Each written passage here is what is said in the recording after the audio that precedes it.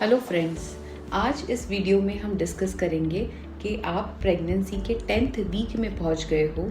इस वीक में हमें क्या प्रिकॉशंस लेने चाहिए, क्या खाना चाहिए, क्या नहीं खाना चाहिए और क्या प्रॉब्लम्स हो तो आपको आपके डॉक्टर से कांटेक्ट करना चाहिए। ये सारी चीज़ें आज हम डिस्कस करने वाले हैं। 10वें हफ्ते में आपको क्या क्या प्रिकॉशंस लेने हैं वो अब हम देखेंगे।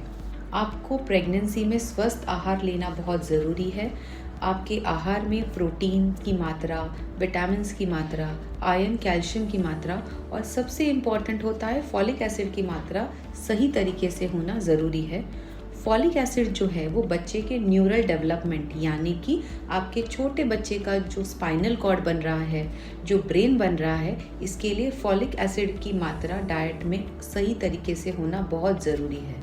कम से कम 3 से 4 लीटर पानी पीना, रेगुलर एक्सरसाइज करना, आपके योगासन जो है वो सही तरीके से करना, प्राणायाम करना और कम से कम 30 से 40 मिनट का वॉक करना बहुत ज़रूरी है। आपके डॉक्टर के थ्रू जो आपको दवाई दी है, जो विटामिन और मिनरल्स के सप्लीमेंट्स दिए, ये टाइम पर लेना ज़रूरी है। प्रेगनेंसी का जो ये हफ्ता होता है जिसको हम ऑर्गेनोजेनेसिस पीरियड कहते हैं, यानी कि बच्चे का एक से एक अंग इसमें तैयार हो रहा है, इसमें गलती से भी ऐसी कोई दवाइयाँ ना ले जिससे आपके बेबी को असर पड़ेगा।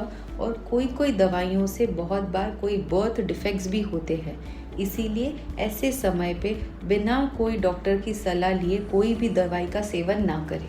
इस वीक ये बहुत इम्पॉर्टेंट वीक होता है क्योंकि जिन पेशेंट्स को या जिनके फैमिली में कोई जेनेटिक प्रॉब्लम है, ऐसे कंडीशन में हमें कोई जेनेटिक काउंसलर से कंसल्ट करना ज़रूरी होता है और कोई जेनेटिक टेस्ट करने ज़रूरी होते हैं। इस वीक में एक NIPT नाम का टेस्ट होता है जिससे हमें पता चलता है कि बेबी में कोई जेनेटिक प्रॉब्लम तो नहीं है ना। और जिन फैमिली में डाउन सिंड्रोम की हिस्ट्री होती है उन पेशेंट्स को हम एक इन्वेजिव टेस्ट एडवाइस करते हैं जिसको कहा जाता है कोरियोनिक विलस सैम्पलिंग। इसके द्वारा हमें पता चलता है कि बेबी का DNA तो सही है ना और जो शिशु हमारे गर्भाशय में पल रहा है उसमें कोई जेनेटिक प्रॉब्लम होने की संभावना तो नहीं है ना। इस वीक में क्या सिम्टम्स अगर आप महसूस करते हैं तो आपको डॉक्टर को तुरंत दिखाना चाहिए। तो सबसे पहले अगर नीचे के पेट में बहुत तेज़ी से दर्द उठे और इस दर्द के साथ अगर कोई ब्लीडिंग हो या स्पॉटिंग हो तो हमें सबसे पहला डर रहता है कि कहीं ये अबॉर्शन की शुरुआत तो नहीं है ना। इसीलिए आपको आपके गायनेकोलॉजिस्ट को तुरंत कंसल्ट करना बहुत ज़रूरी है। किसी महिलाओं को बहुत ज़्यादा नौशिया वॉमिटिंग की तकलीफ़ होती है जिनमें पानी भी नहीं हज़म होता। ऐसे केस में आप सीवियर डिहाइड्रेशन का शिकार बन सकते हो। ऐसे में आपको आपके डॉक्टर की सलाह लेना ज़रूरी है। बहुत बार महिलाओं को नॉर्मल जो योनि मार्ग से होने वाला डिस्चार्ज है ये होना आम बात है, बट अगर इसके साथ अगर कोई ख़राब स्मेल या बदबू आ रही हो, उसमें कोई ब्लीडिंग स्पॉटिंग होता हो या फिर इचिंग की तकलीफ़ हो तो ये इन्फेक्शंस के सिम्टम्स होते हैं। ऐसे में आपको इंटरनल चेकअप करवाना ज़रूरी है। ये इंटरनल चेकअप आपके लिए और आपके शिशु के लिए एकदम सेफ़ होता है।